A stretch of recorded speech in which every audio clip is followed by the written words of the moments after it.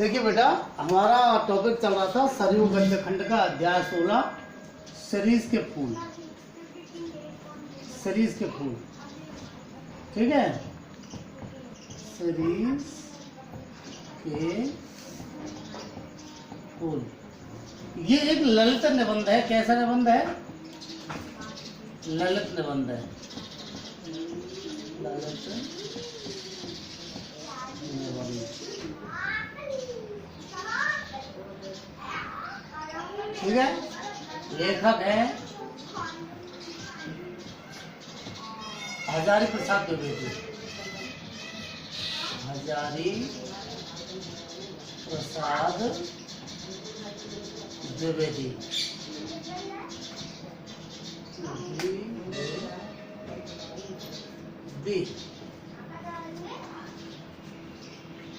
अब आप देखिए, हमारा टॉपिक चल रहा था, यह अध्याय हमने कुछ पढ़ लिया।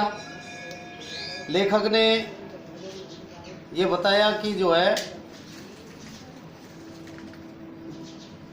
पाठ की शुरुआत हुई कि जहाँ भी मैं बैठ करके लिख रहा हूँ वहाँ चारों तरफ सरीस के पेड़ है, और सरीस के पेड़ जो होते हैं उनके जो फूल हैं वो बड़े कोमल होते हैं, और वो कोमलता भी भरी दोपहरी में, जब जेठ में सारी धरती जो है निर्धूम अग्निकुंड बनी हुई होती है, जब सारे पेड़ पौधे और जो है घास सूख करके और बिल्कुल नष्ट होने को होते हैं, उस समय सरीस एकदम हरियाली से लहलाता रहता है ऊपर से नीचे। तो उन्होंने बताया कि इसके फूल बड़े कोमल होते हैं, लेकिन दूसरी ओर ये भी बताया कि इसके जो फल है इसका वो बड़ा कठोर होता है। जब तक अगली ऋतु में दूसरे पुष्प फल नहीं आ जाते, वो धकिया करके उनको बाहर धक्का नहीं देते, तब तक वो अपने स्थान पर जमे रहते हैं। और नेताओं की तरह जो बूढ़े होने पर भी अपने अधिकारों को नहीं छोड़ पाते। तो इसी संबंध में लेखक आगे कहते हैं कि मैं सोचता हूं कि ये पुराने की जो अधिकार लिप्सा है, ये क्यों नहीं समय रहते नष्ट हो जाती, सावधान हो जाती। जरा और मृत्यु, ये दोनों तो जगत के अति परिचित और अति प्रामाणिक सत्य हैं। That is truth. True is that every person will die. Every person will old. प्रत्येक व्यक्ति मरेगा, प्रत्येक व्यक्ति बूढ़ा होगा। वृद्धावस्था और मृत्यु ये संसार के अति प्रामाणिक सत्य हैं। तुलसीदास के जो है, तुलसीदास ने अफसोस के साथ इसकी सच्चाई पर मोहर लगाई थी। उन्होंने, तुलसीदास जी ने लिखा था, धरा को प्रमाण यही, धरा को प्रमाण यही, प्रमाण यही, धरा को प्रमाण यही, हरा सो झरा, हरा सो झरा, बरा सो बुताना, बरा सो बुताना। इस प्रकार से जो है तुलसीदास जी ने ये इसकी इस वृद्धावस्था और मृत्यु वाली जो ये सत्यता है, इस पर मोहर लगाई है। धरती का यही प्रमाण है कि जो फला है वो झड़ेगा भी, फल आया है तो वो झड़ेगा भी, और जो जल रहा है वो बुझेगा। ठीक है ना? तो इसी प्रकार से ये सत्यता पर मोहर लगाई है उन्होंने। लेखक कहते हैं कि मैं सरीस के फूलों को देख करके कहता हूँ कि क्यों नहीं फलते ही समझ लेते हो। समझ लेते बाबा कि जो है झड़ना निश्चित है। लेकिन कह रहे कि सीरीज के जो फल हैं, ये सीरीज के फल आते ही क्यों नहीं समझ लेते कि एक दिन जो है झड़ना पड़ेगा, इसलिए टाइम से ही झड़ जाओ। कई बार आप भी ऐसी अवस्था के लोगों को देखते हैं जो टाइम से नहीं झड़ते, यानी कि टाइम पर मृत्यु नहीं होती है, उनसे लोग दुखी हो जाते हैं। ऐसे नेता जो टाइम से अपना पद या स्थान नहीं छोड़ते, उनसे लोग दुखी हो जाते हैं, आने वाली पीढ़ी दुखी हो जाती है। तो ये लेखक जो है उन्हीं की ओर संकेत करना चाहते हैं, उन्हीं की ओर संकेत करना चाहते हैं। सुनता कौन है? महाकाल देवता सपासप कोड़े चला रहे, सपासप कोड़े चला रहे, महाकाल के जो है कोड़े चल ही रहे। धीरे धीरे सृष्टि जो है, सृष्टि में जो आ रहा है, समय व्यतीत होता जा रहा है, समाप्त होते जा रहे हैं। तो जीर्ण और दुर्बल जो हैं वो झड़ रहे हैं, जो कमजोर है वो झड़ रहे हैं, नष्ट होते जा रहे हैं। जिनमें प्राणकण थोड़ा भी ऊर्ध्वमुखी है, जिनका प्राणकण थोड़ा भी ऊपर की ओर करता हुआ यानी आगे बढ़ता हुआ है, वे टिक जाते हैं। दुरंत प्राणधारा और सर्वव्यापक कालाग्नि का संघर्ष निरंतर चलता रहता है।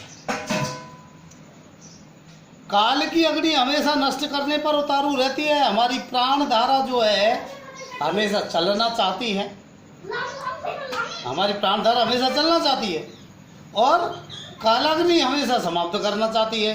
तो प्राण धारा का और कालाग्नि का, काल की अग्नि का हमेशा संघर्ष चलता रहता है। विपरीत स्थितियां दोनों में संघर्ष चलता रहता है,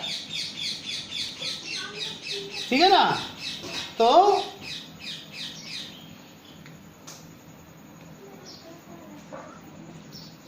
हाँ, दुरंत प्राणधारा और कालाग्नि संघर्ष चलता रहता है। तो मूर्ख समझते हैं कि जहां बने हैं वहीं देर तक बने रहें। मूर्ख ये समझते हैं कि जहां बने हुए हैं वहीं बने रहें, तो काल देवता की जो है आंख से बच जाएंगे। स्थिर होने पर बचना पॉसिबल नहीं है, लेखक ये बताना चाह रहे हैं।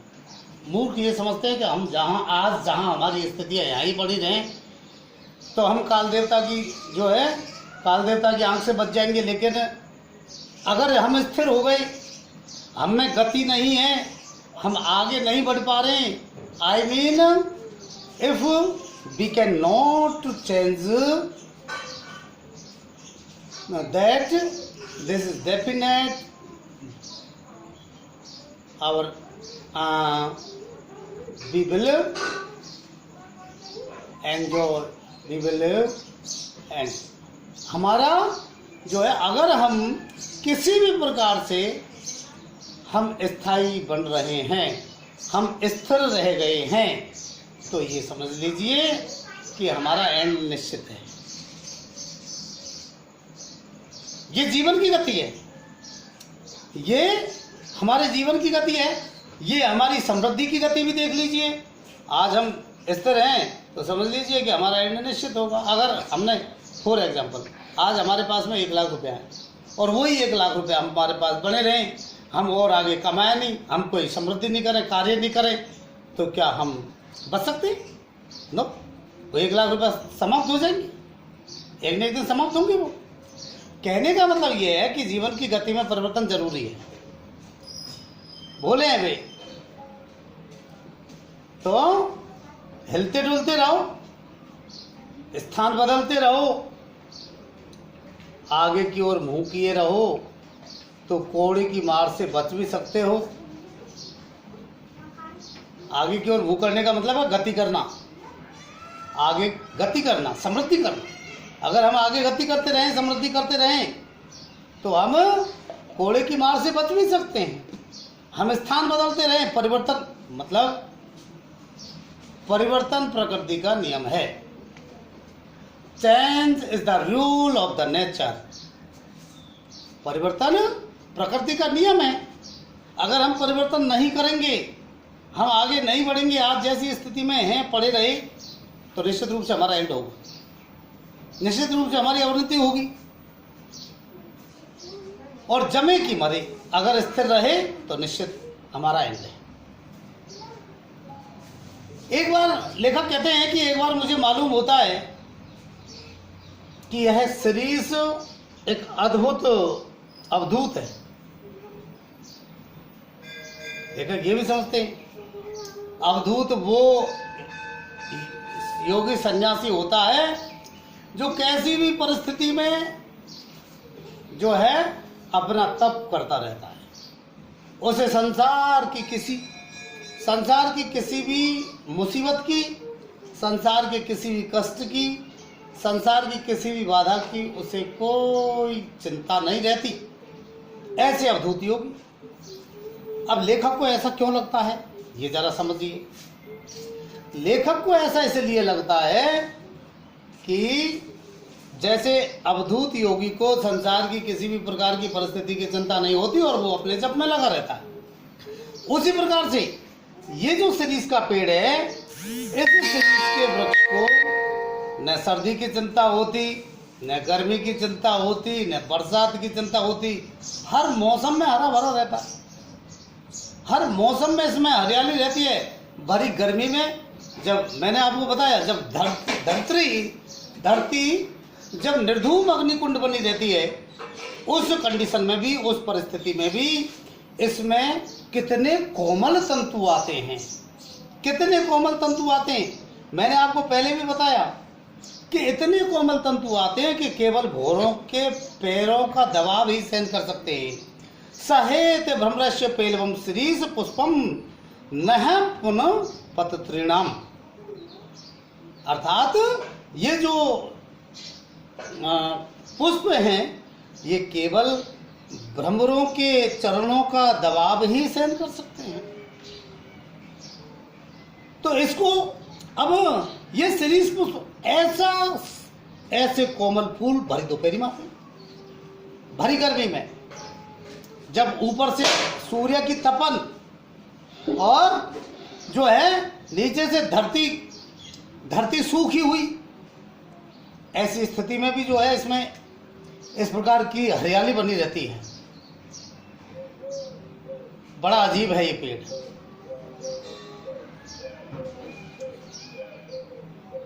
दुख हो चाहे सुख हो, वह हार ही नहीं मानता है किसी भी परिस्थिति में।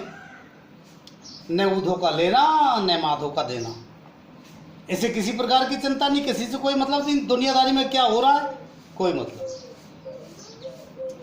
जब धरती और आसमान जलते रहते हैं, तब भी यह हजरत न जाने कहां से अपने लिए रस खींचते रहते हैं। ये तब भी रस खींच लेते हैं। मौज में आठों पैर मस्त रहते हैं। याम यानी प्रहर का टाइम 3 घंटे का होता है। एक प्रहर 3 घंटे का होता है, तो जो है 24 घंटे में 8 प्रहर होते हैं, ठीक है ना। तो 8 याम जो है मस्त रहते हैं। लेखक कहते हैं कि एक वनस्पति शास्त्री ने मुझे बताया था कि